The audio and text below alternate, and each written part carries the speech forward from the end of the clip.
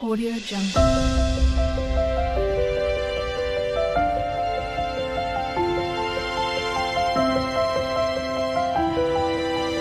Audio Jungle. सबको जय मसीह की मेरे प्रियो। आज हम देखते हैं क्योंकि तू तो धर्मी को आशीषित करता है हर वक्त। परमेश्वर धर्मी व्यक्ति को उसके चारों तरफ कवर करता है और ब्लेस करता है। कब? जब हम अपने आप को परमेश्वर के हाथों में देते हैं तब परमेश्वर कार्य करना चालू करता है मेरे प्रियो। एक आयत हम पढ़ लेंगे, भजन संहिता 5 अध्याय के 12 पद में क्या कहता है परमेश्वर का वचन। क्योंकि तू धर्मी को आशीष देगा, हे यहोवा, तू उसको अपने अनुग्रह रूपी ढाल से घेरे रहेगा। क्या? परमेश्वर के हाथ में है तो परमेश्वर अनुग्रह रूपी ढाल से घेरे रहता है। कब? जब हम अपने आप को परमेश्वर के हाथों में देते हैं कि हे परमेश्वर, मेरे मन का, मेरे दिल का राजा आप हैं, तो परमेश्वर मेरे प्रिय कार्य करना चालू कर देते हैं। इसमें हम पढ़ते हैं कि क्योंकि तू तो धर्मी को आशीष देगा और हे यहोवा, उसको तू अनुग्रह रूपी ढाल से घेरे रहता है। जिस प्रकार से हम अदन के बाग में देखते हैं कि आदम और हवा को परमेश्वर अनुग्रह रूपी ढाल से घेरे रहा, और जब अनुग्रह रूपी ढाल से घेरे रहा और जब वे लोग आज्ञा का उल्लंघन कर दिए तो वो पाप कर दिए, सारी सृष्टि श्रापित हो गई। मेरे प्रिय सोचिए, इसमें हम पढ़ते हैं क्योंकि तू धर्मी को आशीष देगा, हे यहोवा, तू उसको अपने अनुग्रह रूपी ढाल से घेरे रहेगा। कब रहेगा? भविष्य की बात है। कब? जब हम अपने आप को परमेश्वर को सौंपते हैं, परमेश्वर अपना कार्य करते हैं मेरे प्रिय। For you Lord will bless the righteousness, you will surrounding him with forever as with a shield।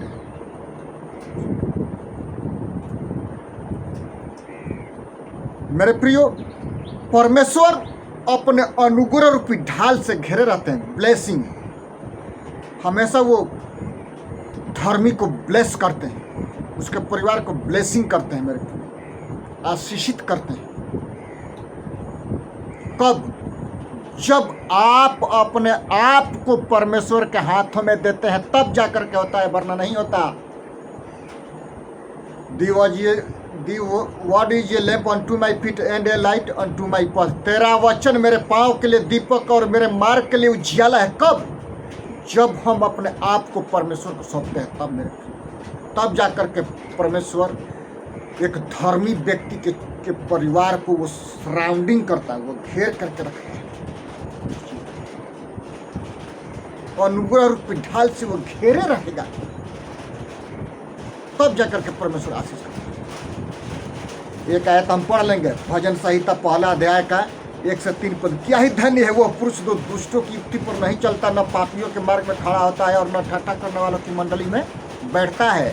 वह तो यहोवा की व्यवस्था से प्रसन्न रहता और उसका व्यवस्था पर रात दिन ध्यान करता रहता है, रात दिन मनन करता है, परमेश्वर के वचन को पढ़ता रहता है और मनन करता है। तब जाकर के परमेश्वर उसके चारों तरफ सराउंडिंग बांधते हैं, अनुग्रह रूपी ढाल से घेरे रहते हैं मेरे प्रिय। तब जाकर के वो ब्लेसिंग करते हैं, उस परिवार को आशीषित करते हैं। तीसरा पद में हम देखते हैं, वह तो उस वृक्ष के समान है जो बहती नालियों के किनारे लगाया गया है और जिसके पत्ते कभी मुरझाते नहीं,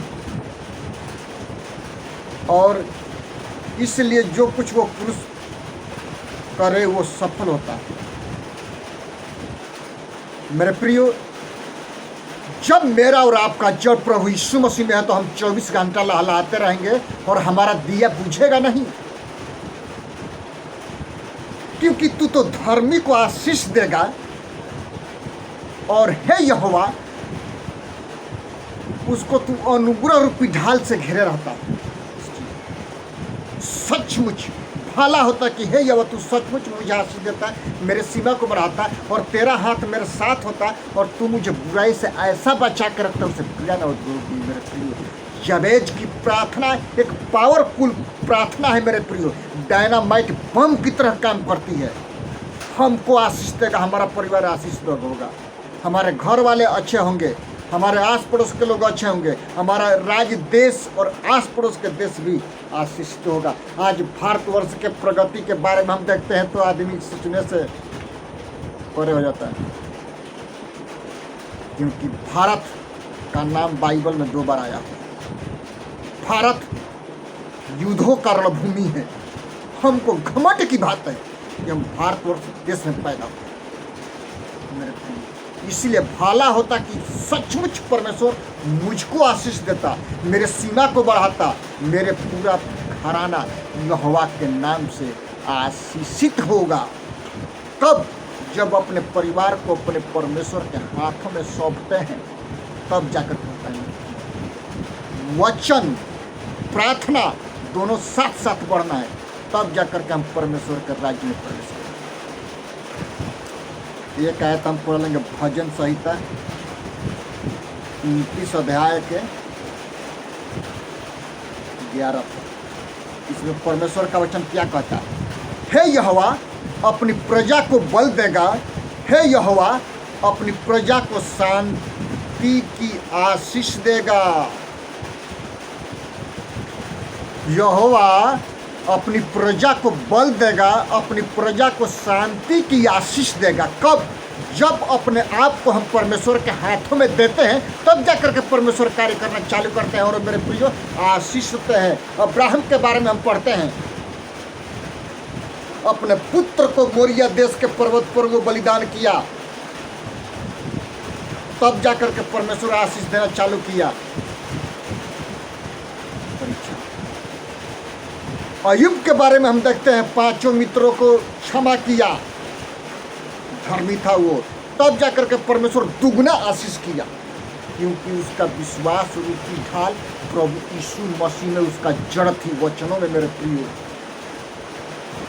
तब जाकर के परमेश्वर आशीषित करता है। एक आयत हम पढ़ लेंगे,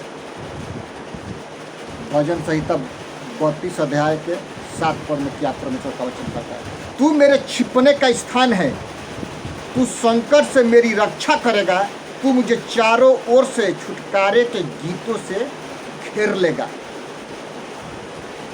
चलना होगा उसमें तेरी अगुवाई करूँगा, मैं तुझ पर कृपा दृष्टि रखूँगा और सम्मति दिया करूँगा। कब? मैं तुझे बुद्धि दूंगा और जिस मार्ग में तुझे चलना होगा उसमें मैं सम्मति करूंगा। यानी परमेश्वर की पवित्र आत्मा की सामर्थ्य जब एक व्यक्ति को आती है तो वो पवित्र आत्मा मार्गदर्शन करती है। मेरे प्रियो, सिखाती है, समझाती है कि क्या करना है और क्या नहीं करना है। इसीलिए परमेश्वर अपने भक्तों को आशीषित करता है। इसलिए हर एक व्यक्ति को जो यीशु मसीह को मानते हैं, परमेश्वर की आत्मा का सामर्थ्य पाना सबसे जरूरी होता है। मेरे प्रियो, क्योंकि पवित्र आत्मा का सामर्थ्य जब आती है मनुष्य पर तो परमेश्वर के वचन से सिखाती है, वो मार्ग सच्चाई का रास्ता बताती है, क्या कहना है क्या नहीं कहना है। मेरे प्रिय, इसके 10 पद में हम पढ़ते हैं, दुष्ट को तो बहुत पीड़ा होगी, परंतु हे यहोवा पर भरोसा जो रखता है वो करुणा से घिरे रहता है। हे यहोवा, तू अपने अनुग्रह रूपी ढाल से तुझ पर जितने लोग भरोसा रखते हैं, विश्वास रखते हैं, तू उनको अपने अनुग्रह रूपी ढाल से घेरे रहता है। कब? जब हम अपने आप को, अपने परिवार को, अपने बच्चों के साथ परमेश्वर की स्तुति और प्रशंसा करते हैं, परमेश्वर की बड़ाई करते हैं, तब जाकर के परमेश्वर कार्य करना चालू करता है। मेरे प्रियो, ऐसे नहीं कार्य करता। एक आयत और हम पढ़ लेंगे, भजन संहिता 84 अध्याय का 11 पद में परमेश्वर का वचन क्या कहता है? 11 पद में, क्योंकि यहोवा परमेश्वर सूर्य और ढाल है, यहोवा अनुग्रह करेगा और महिमा देगा, और जो लोग खरी चाल चलते हैं उनसे वो कोई अच्छी वस्तु रख न छोड़ेगा। कोई भी वस्तु उसके लिए रख नहीं छोड़ेगा जो खराई से चलते हैं, उनके लिए परमेश्वर खरा होता है। जो दुष्ट होते हैं उनके लिए परमेश्वर तिरछा बनता है। ये भली बात याद रखो संस्था वालों और पास्टरों। जब संस्था पैसा देती है प्रचार करने के लिए, आत्मा सच्चाई से प्रचार करना, क्योंकि वो ऊपर है, वो आपको देखता है कि आप चोरी करते हैं कि क्या करते हैं। ये नहीं बोलना कि हम तेज़ी से बढ़ेंगे, अपने गाड़ी पर गाड़ी खरीदते हैं और दूसरे पास्टरों को बोलते हैं कि हमारे पास पैसा ही नहीं है। याद रखो तुमको परमेश्वर फाड़ेगा, कोई बचाने वाला नहीं होगा। इसलिए अपने अपने पापों से मन फिराओ, यीशु के पास आओ। यीशु तुमको अनंत काल का जीवन देगा। यीशु अपने बच्चों को अनुग्रह रूपी ढाल से वो घेरे रहता है क्योंकि हे यहोवा तू धर्मी को आशीष देगा और अपने अनुग्रह रूपी ढाल से उसको घेरे रहता है। कब? जब हम परमेश्वर को पुकारते हैं मेरे प्रियो, परमेश्वर कार्य करना चालू करते हैं। एक आयत हम पढ़ लेंगे भजन संहिता 112 के 1 पद। याह की स्तुति करो, क्या ही धन्य है वह पुरुष जो यहोवा का भय मानता है और उसकी आज्ञाओं से प्रीति रखता है। कब? हम यदि परमेश्वर से प्रीति रखते हैं, परमेश्वर से प्रसन्न होते हैं उसकी आज्ञाओं से, तो परमेश्वर आशीष करता है। और परमेश्वर की बड़ाई करना, आज हम और आप जिंदा नहीं होते तो आज का सूर्य नहीं देख सकते। इसमें हम पढ़ते हैं यह की स्तुति कर, क्या ही धन्य है वह पुरुष जो यहोवा का भय मानता है, क्योंकि उसको उसकी आज्ञाओं से अति प्रसन्न रहता है। किसकी आज्ञा से? यीशु मसीह की आज्ञा से वो प्रसन्न रहता है। तब जाकर के परमेश्वर उसको आशीष करता है। तब जाकर के परमेश्वर उस परिवार को आशीष करता है और अपने अनुग्रह रूपी ढाल से घेर करके रखता है, क्योंकि तू धर्मी को आशीष देगा। कौन धर्मी? कौन है? आप है, हम है। जो यीशु की आज्ञा का पालन करते हैं वो लोग धर्मी हैं मेरे प्रिय। इसीलिए अपने अपने पापों से मन फिराओ, यीशु के पास आओ। यीशु आपको अनंत काल का जीवन देने के लिए हर वक्त तैयार रहता है। एक आयत पढ़ लेंगे हम भजन संहिता 115 के 13 पद में। इस प्रकार से परमेश्वर का वचन कहता है, क्या छोटे क्या बड़े, क्या छोटे क्या बड़े जितने यहोवा के डरवैये हैं वह उन्हें आशीष देगा। क्या पास्टर, क्या विश्वासी, क्या बड़ा पास्टर, क्या छोटा पास्टर, जिस नाप से तुम नापते हो उसी नाप से नापा जाएगा। जिस नाप से तुम देते हो उसी नाप से तुम्हारे लिए दिया जाएगा। जिस नाप से तुम साइन कराते हो उसी नाप से तेरे लिए भी परमेश्वर स्वर्ग में रखेगा साइन कर, क्योंकि वो ऊपर से देखता है, नीचे से नहीं देखता। परमेश्वर ऊपर रहता है, नीचे नहीं रहता। सोचिए, जितने संस्था में पास्टर हैं, एक विश्वासी है तो 2 मत लिखना। पाप मत करना, चाहे आपकी संस्था पैसा दे या न दे। यदि आप खरे हैं, यहोवा आशीष करेगा। 2 है तो 2 लिखना, क्योंकि यीशु मसीह का आगमन नज़दीक है। ये नहीं बोलना कि सपोर्ट रिपोर्ट, तब सपोर्ट रिपोर्ट वही जो आपके पास वास्तविक है, कि आके चेक करे तो उतना पाया जाए। यीशु मसीह 5 तोड़ा दिया तो वो 5 और कमाए, 10 हो गया। जिसको 10 दिया वो 10 कमाए, जिसको 1 दिया वो मिट्टी में दबा दिया। ऐसा नहीं करना, क्योंकि परमेश्वर स्वर्ग में है, ऊपर से देखता है। परमेश्वर हर वक्त अपने बच्चों को देखता है। आइए हम एक आयत और पढ़ लेंगे।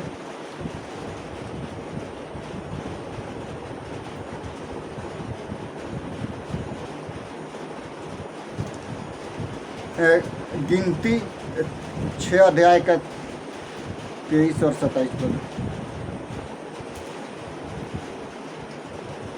इस प्रकार से परमेश्वर का पद।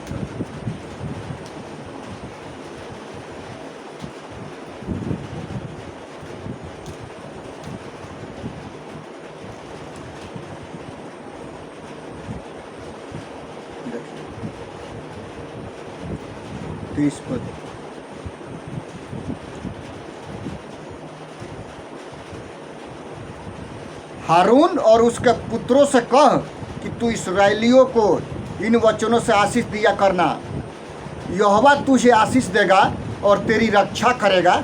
यहोवा तुझे आशीष देगा और तेरी रक्षा करेगा। यहोवा तुझ पर अपने मुख का प्रकाश चमकाएगा और तुझ पर अनुग्रह करे। यहोवा अपना मुख तेरी ओर करे और तुझे शांति दे।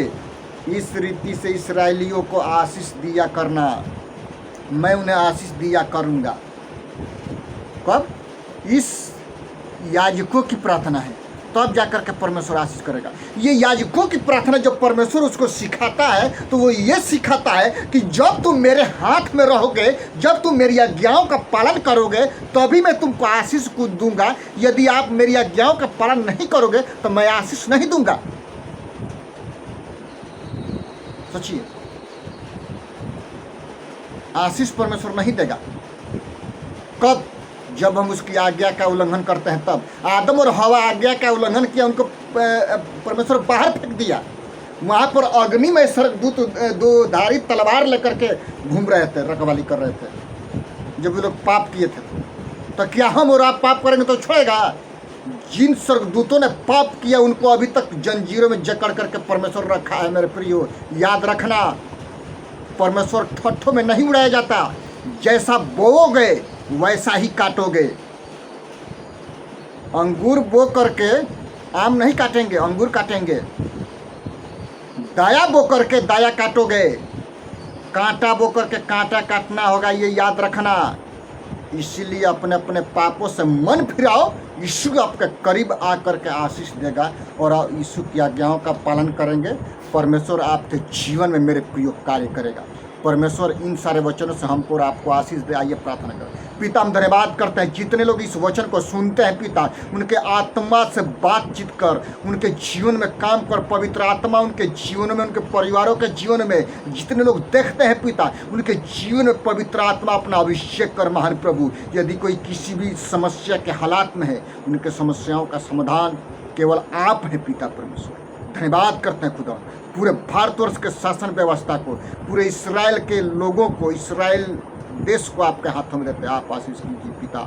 जितने भारतवर्ष में मिनिस्ट्री है पिता, पास्टर हैं, प्रचारक हैं, डायरेक्टर हैं, उनके जीवन में कार्य कीजिए पिता। जितनी संस्थाएं आपके राज्य के लिए कार्य करते हैं पिता, उनके जीवन में काम कर पवित्र आत्मा, कि वो आत्मा और सच्चाई से आपका कार्य कर सके पिता। धन्यवाद करते हैं खुदा। मैं अपने आप को, अपने बच्चों को, अपने परिवार को आपके हाथों में देते हैं महान प्रभु। जितने भाई बहन बाहर दूसरे राज्य में प्रचार करते हैं, उनके जीवन में आप कार्य कीजिए महान प्रभु। फ्रांसिस भाई, प्रभाकर भाई को आपके हाथों में देते हैं, बाहर क्षेत्रों में जाकर के प्रचार करते हैं, उनके पूरे परिवारों को खुदावंद आपके हाथों में देते हैं महान प्रभु। और जितने लोग हमारे सहकर्मी हैं पिता, मदद करते हैं महान प्रभु, उनके पूरे परिवारों को खुदावंद आपके हाथों में देते हैं। धन्यवाद करते हैं महान प्रभु जी। प्रार्थना करते हैं डेविड फादर के लिए, उनके पूरे परिवारों के साथ होना पिता। जो भी कार्य करते हैं पिता, आपके सामर्थ्य से करने पाए। उनके कलीसिया और हर एक सदस्यों को खुदावंद पिता, पुत्र, पवित्र आत्मा के नाम से आशीषित करते हैं महान प्रभु। धन्यवाद करते हैं यीशु के नाम से, आमीन। प्रभु आप सबको आशीष करें मेरे प्रियो। हमारी प्रार्थना है कि आप इस मूवी को ज़्यादा से ज़्यादा शेयर करें, लाइक करें, सब्सक्राइब करें और ज़्यादा से ज़्यादा इसको फैलाने में आप कार्य कीजिए। और आप हमारे और हमारे परिवार के लिए, हमारे सेवा के लिए प्रार्थना कीजिए। हम किसी संस्था के साथ में नहीं है, इंडिपेंडेंट मिनिस्ट्री करते हैं। प्रभु हमको और आपको आशीष करें, आमीन। सबको जय मसीह की, यीशु मसीह के मधुर नाम।